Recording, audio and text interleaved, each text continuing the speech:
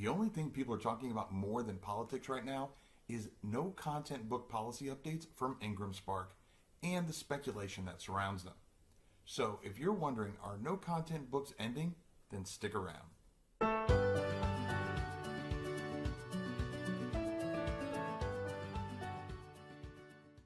Hey, Right Writers, Keith Wheeler here. And if you want to continue to get all the hints, tips, and tricks on how to make self-publishing easier, then be sure to subscribe to the channel and smash your little bell icon so you get alerted each and every time I put out a new video. First, let me start by saying, calm down, take a deep breath. The sky is not falling. It's not all doom and gloom. And yes, I've confirmed it. Unicorns will still get to keep their horns. Now, all that said, let's get started. Now, if you think that this doesn't pertain to you just because you don't publish directly with IngramSpark, then you might be mistaken. Even if you publish through KDP, what many people don't realize is that the expanded distribution that KDP offers in their print books is fulfilled by Ingram Content Group, which owns, you guessed it, IngramSpark. So if you've selected the expanded distribution for any of your KDP print no content books, then you still want to listen up. So what is the big announcement? Well, last Tuesday, February 25th, IngramSpark sent out a service alert in way of email in an effort to, in their own words, take a necessary stand to uphold the integrity of and reduce bias against independently published books.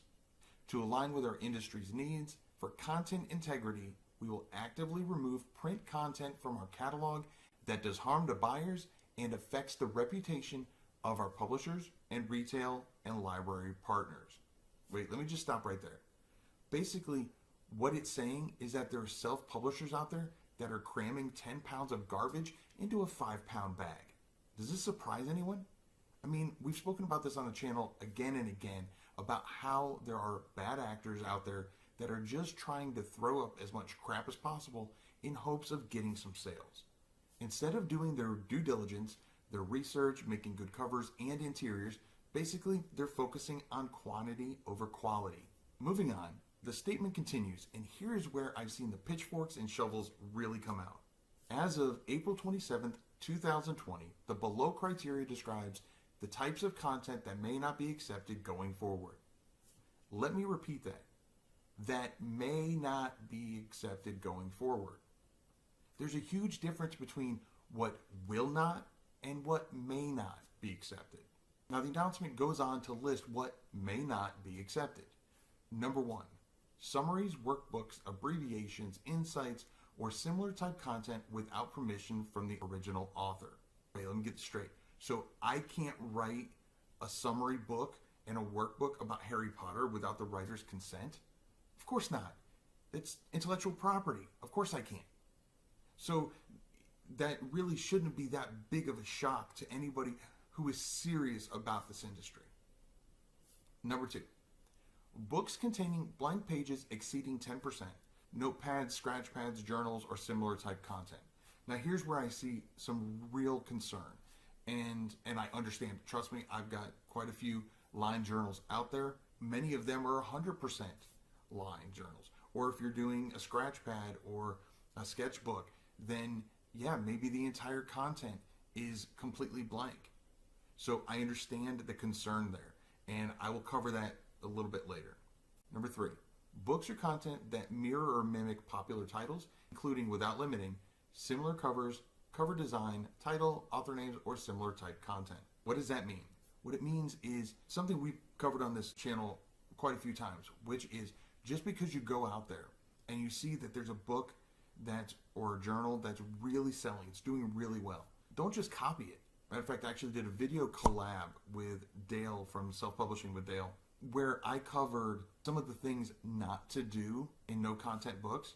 And one of the things I talked about is, 1, don't copy your competitors. And another one is, don't copy yourself. Just because you've got a journal or an interior that's selling really well, that doesn't mean take the same thing and slap a different cover on it and call it a day. No, you always want to make your content better.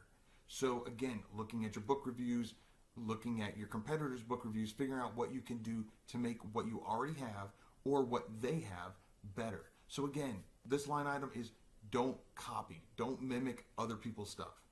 Number 4, Books that are misleading or likely to cause confusion by the buyer, including, without limiting, inaccurate descriptions and cover art. Basically, what they're referring to here is if you've got a book, and I've seen some really funny ones out there, books that the cover says, all the great things about whoever, and then you open it up and it's completely blank on the inside. Again, it's comedic, but IngramSpark says they're done. They don't want any more of that stuff. Number 5, books listed at prices not reflective of the book's market value. Whoa, whoa, whoa.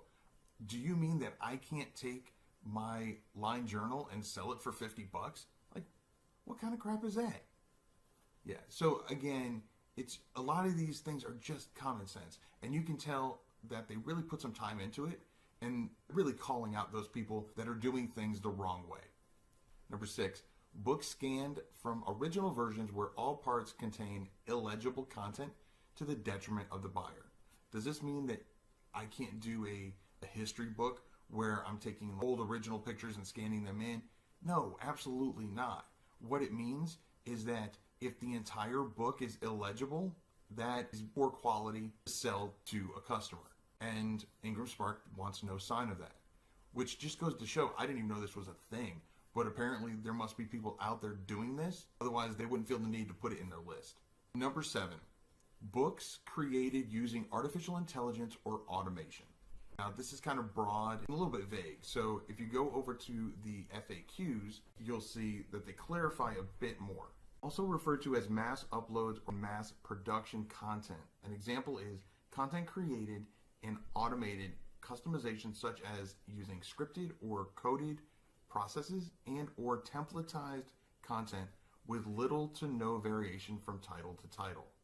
Basically, that means stop with these uploads of 100 and 200 and 300 books a day or 1,000 books a week. I mean, that's just ridiculous. I've said numerous times on this channel that I'm against the bulk uploaders.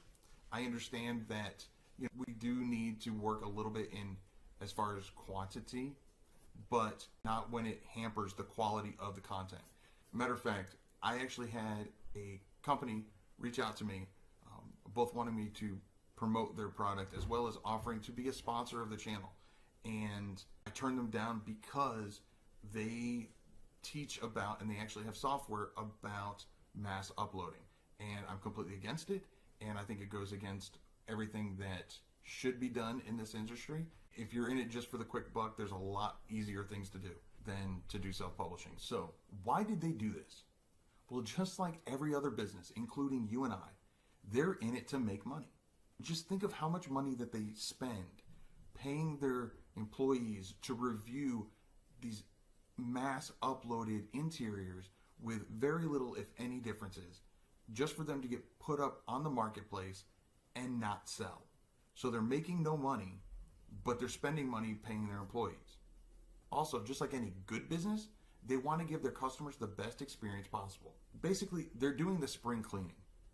They're throwing out those 20 pairs of sneakers that you've got sitting in your garage since 5th grade. And just like in school, a few bad apples have forced the powers that be to take a stand. So no recess for the class because Timmy had to shoot a spitball. Do I think IngramSpark is going to purge every single no-content book in their catalog that falls into the criteria that they've provided? No. If there are books that are making them money, especially a significant amount, I honestly don't see them taking them down. What I do see them taking down are the ones that were clearly thrown together with very little effort or research done, and as such, have little to no sales to show for them. The good news for you is that you've been watching this channel, so you know that I've been preaching about quality over quantity, as well as diversifying your content, right? So this really shouldn't have as drastic an effect on you as those who were using the mass uploaders to put up 1,000 of the same books in a day with just variations on the cover. And even better is because they're removing the books that, in their eyes, are giving indie authors a bad name, it should free up room for your quality books to be discovered more. Okay, so what should we do? My biggest suggestion, again, is to focus on quality over quantity. Putting out a few well-researched, well-designed books will benefit you way more than just throwing up a bunch of the same books over and over again. Also, diversify your product offerings. Written books, coloring books, niche-related journals and trackers, puzzle books, etc. Also, if you can, try to build a brand around your content. And if you can get an email list going, even better. Because this way, if IngramSpark or KDP or any other platform that you have your books on decides to take down your books, or worse yet, take down your account altogether, then you can just direct customers to your website or wherever else you decide to start publishing. Now, if you're pumped to get started on making some quality interiors that you can then customize to your own niche to make them your own, then check out this playlist right here where I walk you through making about a dozen different interiors. Or you can click on this link right here that YouTube thinks you're going to love. I'll catch you in the next video, and remember to write right.